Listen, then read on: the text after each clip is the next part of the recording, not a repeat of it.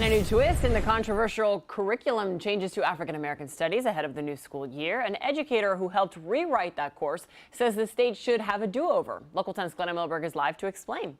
Glenna. Nicole, this is a first. One of the people who actually wrote that curriculum is now asking to reopen, revisit, and redo some of it. He's a South Florida history teacher. He's not speaking publicly, but his letter to the education commissioner speaks volumes. I'm here in Greenfield Cemetery. South Florida history teacher Roberto Fernandez, one of 13 who wrote the new state curriculum and the first and only to publicly say it needs to change. In his letter to Education Commissioner Manny Diaz, when Floridians express apprehension about teaching the standards because they feel this will make them lie to the kids, we should listen.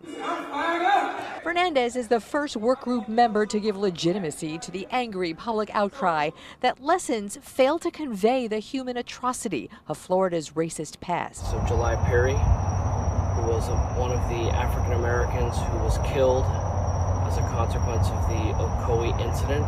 That Ocoee massacre in the standards is in instruction about violence perpetrated against and also by African Americans. These teachers are here to learn the truth. Few have been more critical of the new standards than South Florida historian Marvin Dunn, who joined This Week in South Florida from the sites of those racist massacres a century ago. So that they don't pass on the lies that the state standards now want them to teach. Fernandez, in his letter, called the workgroup an honor and a privilege, though asked to reconvene it to improve. Would you advocate for that? No.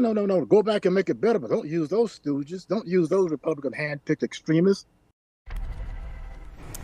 You can see how these African American standards for education now are squarely so partisan and so political, just like so much of Florida education has been these days. Right now, there is no indication that the state has any intention to revisit the standards, which actually will not be taught in schools until the next school year, the one after the one starting this week.